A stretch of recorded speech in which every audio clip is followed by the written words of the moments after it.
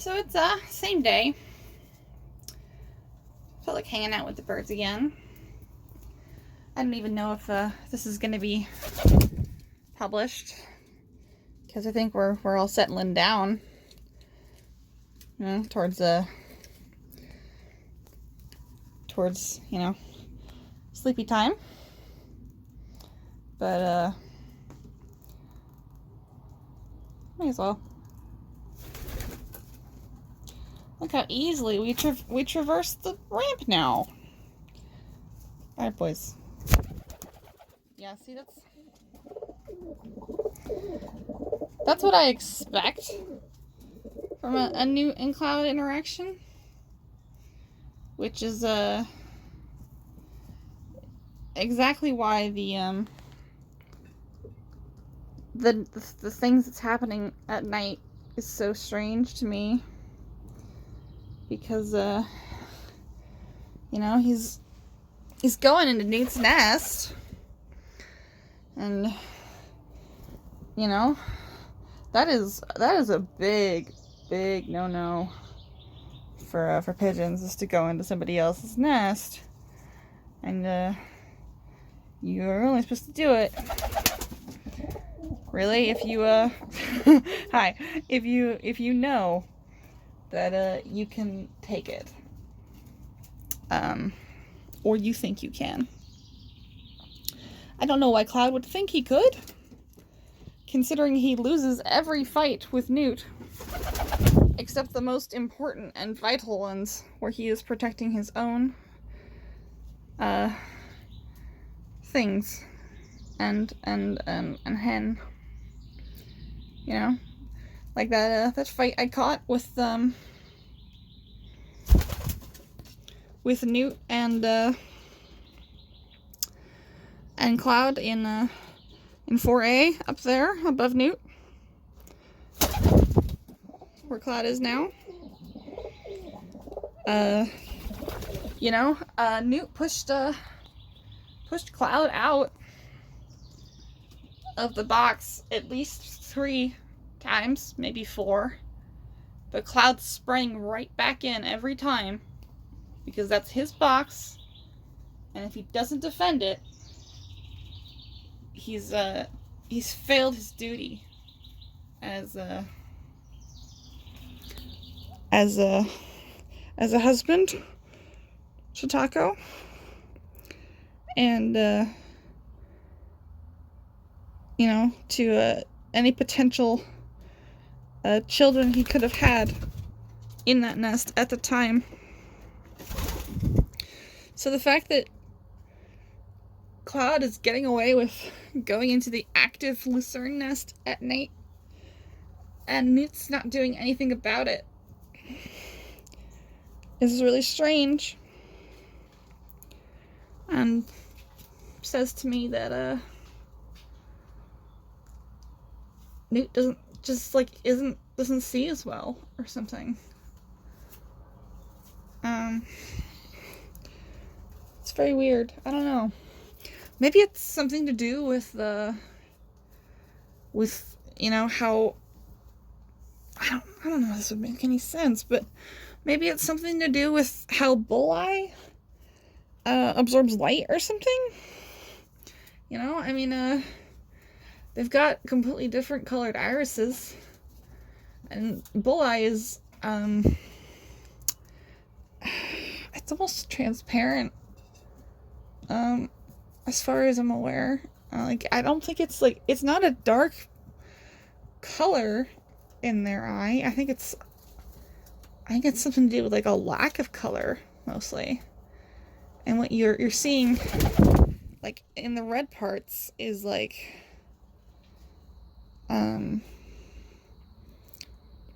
functional tissue, as far as I'm aware. I could be completely wrong.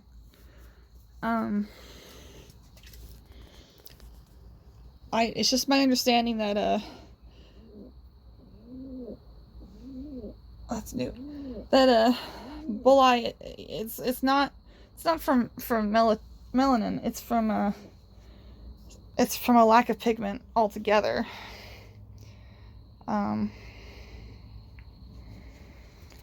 while, you know, he's got pearl eye, which is, obviously got pigment, of some kind.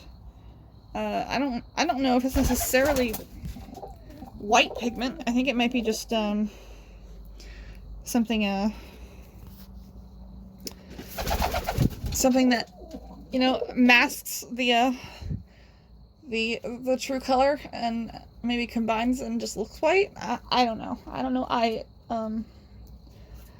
Genetic, mechanisms very well. It's one of my, more uneducated fields of, quote-unquote expertise.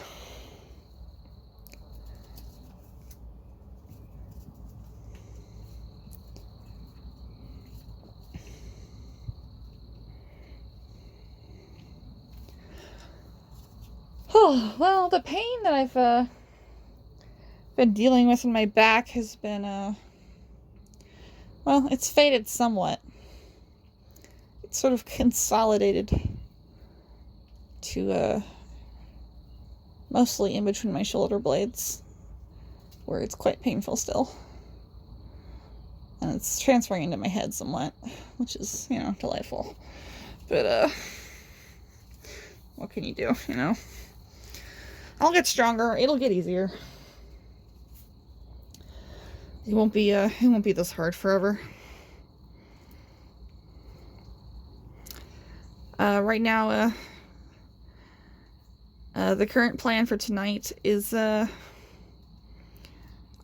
going to come out when it's just, reached, you know, darkness, which is, you know, at this point, not too far away.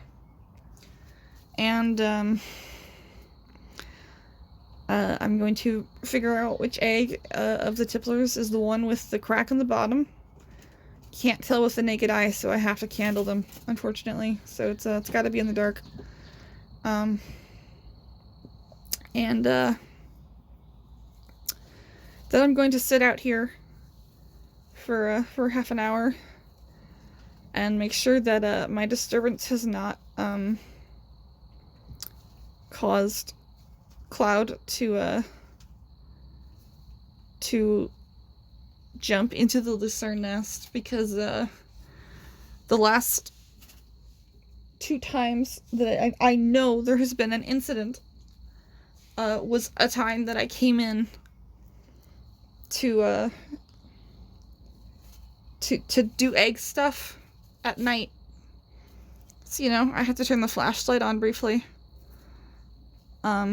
And maybe that wakes him up enough that he just, you know, what's annoying is that, like, I'm gonna fix the mirror. Sorry, 1 second. What's annoying is that, like, it's not even, like, come here. There we go. It's not even, like, you know,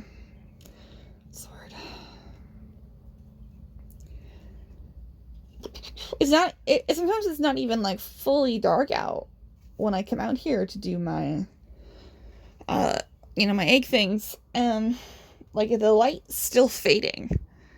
You know, everyone's ready to roost by then.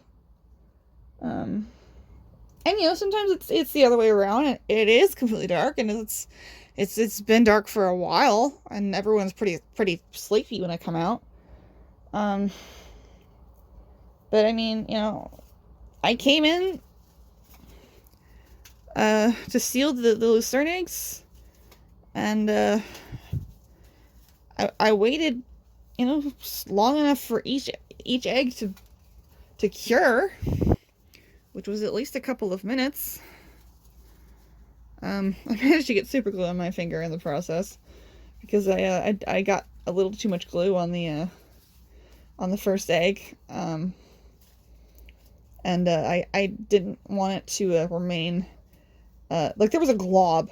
I didn't want it to remain sticky and have a hard time drying. So I dabbed at it with my finger and just wiped it off as quickly as possible with my like on my shorts.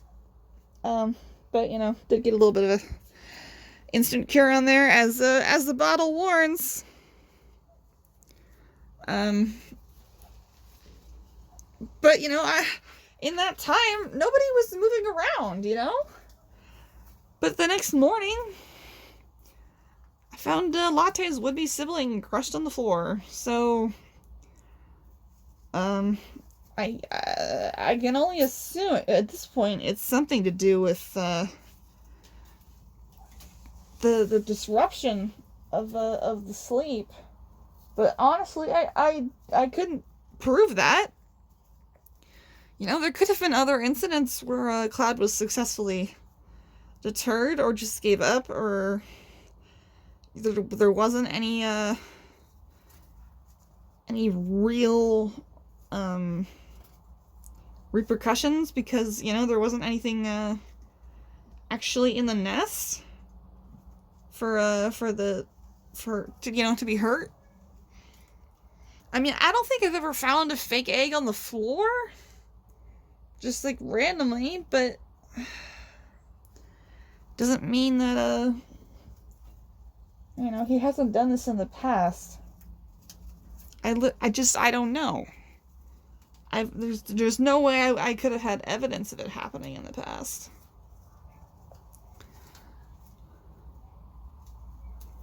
So, you know, it's a thing.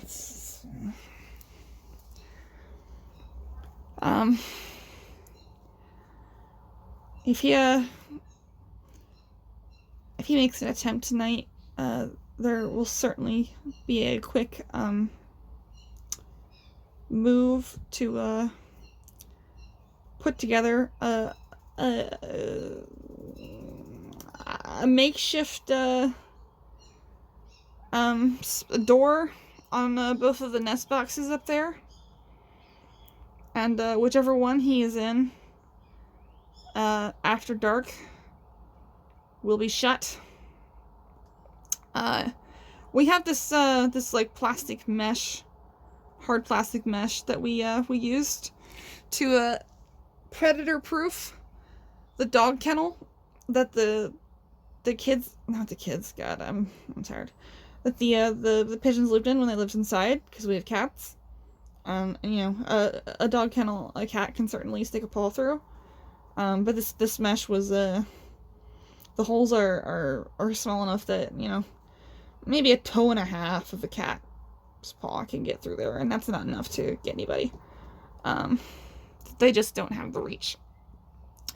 And we've still got some of that lying around. So we'll probably make just like a roll up door out of that. And whoever is up first in the morning will come out and let him loose. I'm looking into like automatic openers, but this I bit my tongue. Ow. Oh, that doesn't really hurt. Oof. That is not a place I normally bite it. Ow. I'm looking into like automatic openers, but like, I mean, look at the space up there. There's a few inches above the nest boxes, but I mean, there's not even that much on that side for a door, let alone on that side.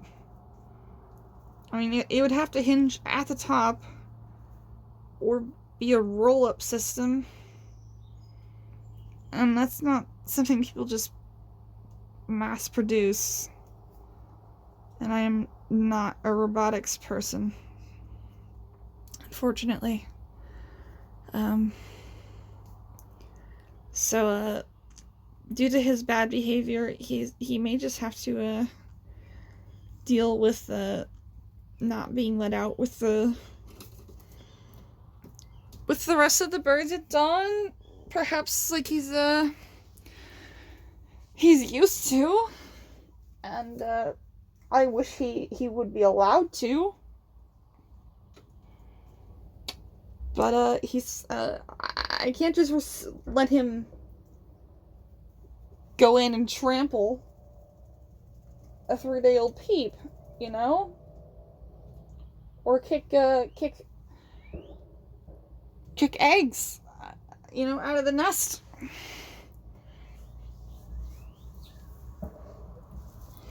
It's just unacceptable, and it would be irresponsible of me to just let it happen.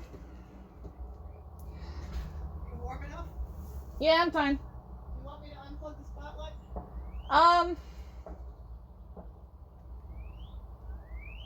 Can you wait until like 8:30 after I do the eggs? Or you can do it. I don't know where the outlet is. It's right here. It's up against the thing, and then there's a black timer that dangles down from it. Just pull the cord out of the timer. Okay. Like, don't unplug it from the outlet. Alright. Yeah, so another thing we're going to do is we have a spotlight, which is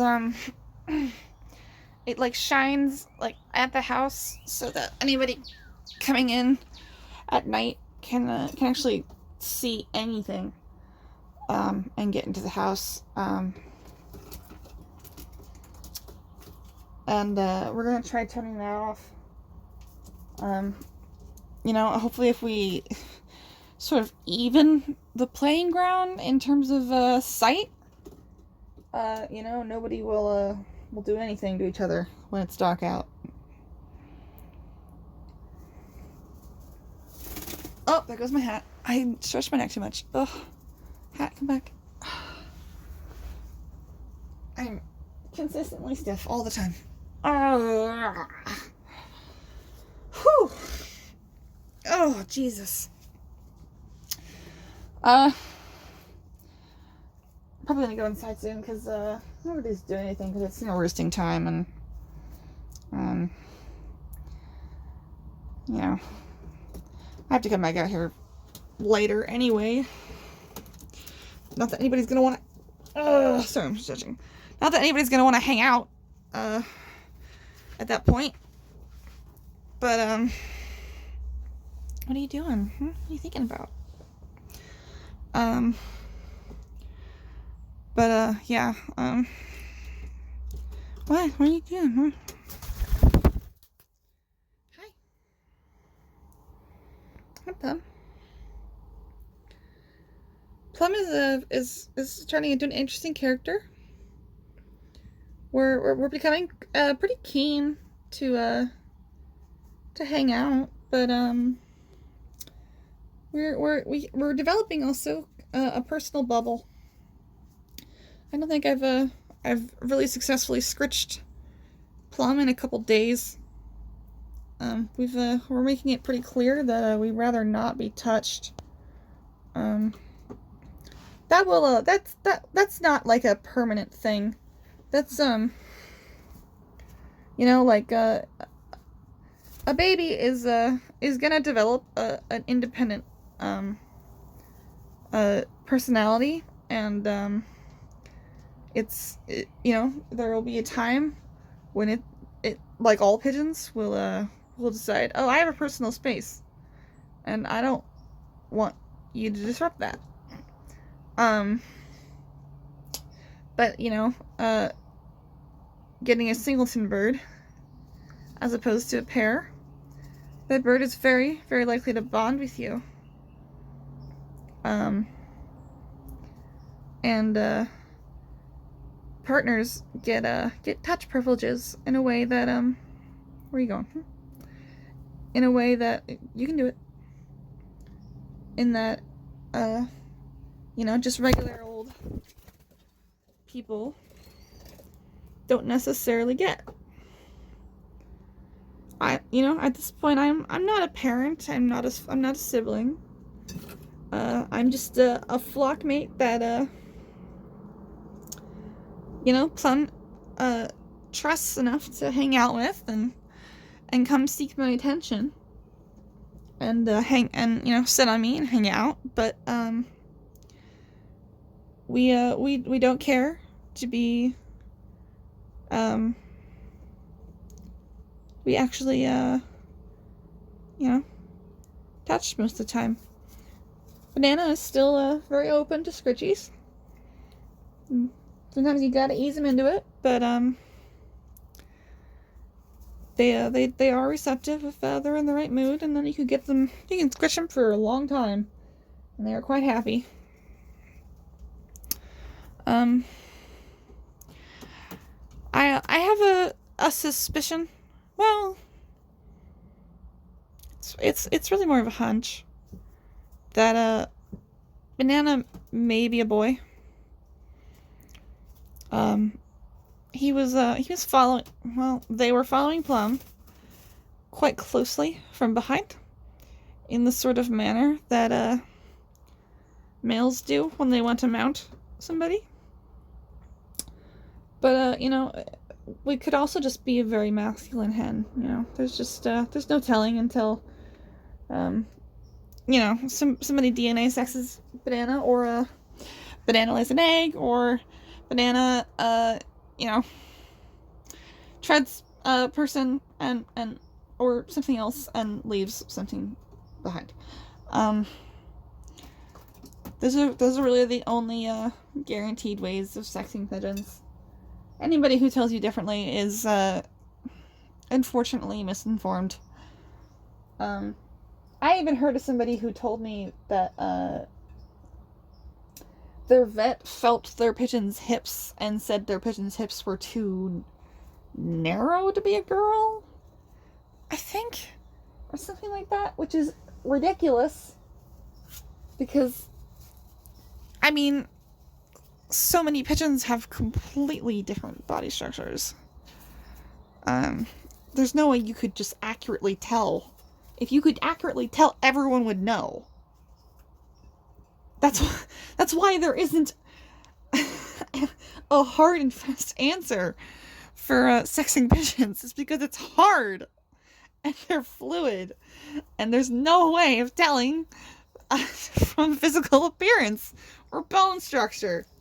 You can only tell by sexing their DNA, finding evidence of their reproductive capacity, or, I assume, doing a necropsy and seeing their internal reproductive organs. I don't think there's much more than that. The swing a magnet over the head thing drives me freaking bonkers. Or people who think they can tell just by looking. Come on. Don't blow up your own ego like that. You can't tell. You can tell there's a sex-linked pair. But that's it. Ugh. It's one of my irritants. Alright, well, it's getting dark, so the film's getting pretty grainy. So I'm gonna call it.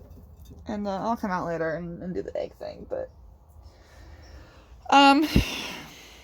thanks for watching, and I hope you've been enjoying the watching Plum and Banana get older, and watching my loft evolve into a different environment,